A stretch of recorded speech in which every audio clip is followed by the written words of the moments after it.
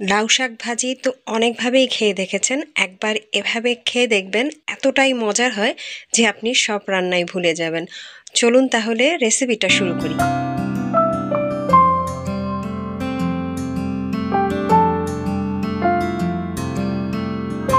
আসসালামু আলাইকুম, সবাইকে স্বাগত জানাচ্ছি নতুন একটা রেসিপি দেখার জন্য। এখানে আমি টাটকা একদম ফ্রেশ গাছ থেকে পাড়া কিছু লাউ শাক নিয়ে নিয়েছি। আর এই লাউ শাকগুলো আমাকে পাশে যে আপা থাকে উনিই দিয়েছেন, যিনি প্রতিবারই আমাকে কিছু না কিছু দিয়ে থাকে। তো সে আপাই হচ্ছে লাউ শাক গুলো দিয়ে দিয়েছে।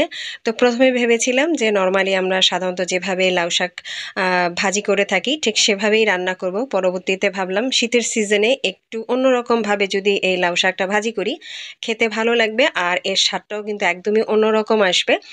তো সেই জন্যেই আমি একটু অন্যরকম করে রান্না করার চেষ্টা করেছি। তো সেটাই আপনাদের সাথে শেয়ার করছি। আশা করছি আজকের রেসিপিটা আপনাদের কাছে ভালো লাগবে।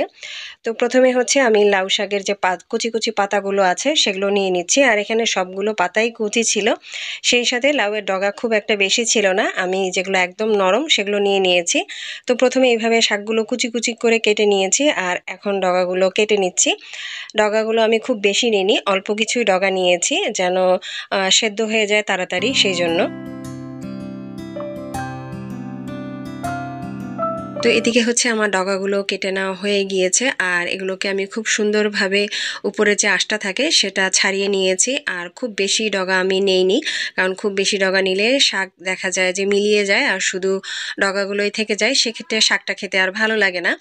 তো এদিকে সবগুলো শাক খুব সুন্দরভাবে কেটে নেওয়া হয়ে গিয়েছে। এখন আমি এগুলোকে খুব ভালোভাবে ধুয়ে তারপরে চলে যাচ্ছি চুলায়। এই তো শাক খুব ভালোভাবে ধুয়ে নিয়েছি। এখন শাকের মধ্যে আমি হচ্ছে ৩টা কাঁচামরিচ কেটে দিয়েছি, সেই সাথে একটা মিডিয়াম সাইজের পেঁয়াজ কুচি করে দিয়েছি, একটু লবণ দিয়েছি, আর সামান্য পরিমাণে প্রায় ৩ টেবিল চামচ পরিমাণ গরম পানি আমি এখানে দিয়েছি। যদিও শাক থেকে এক্সট্রা পানি বের হবে, তারপরও হচ্ছে ভালোভাবে সেদ্ধ হওয়ার জন্য আমি ৩ টেবিল চামচ পরিমাণে গরম পানি দিয়েছি। এখন হচ্ছে শাকটা সেদ্ধ দিয়ে কিছুক্ষণ পর ঢাকনাটা খুলে আরেকটু নাড়াচাড়া করে দিচ্ছি।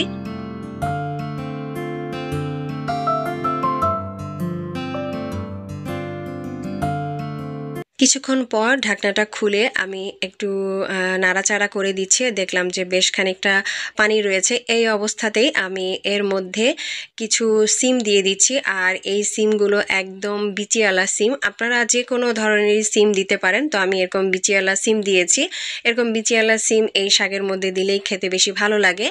তো সিমটা কিন্তু একসাথেও দেওয়া যেত, আমি কিছুক্ষণ পরেই ব্যবহার করেছি।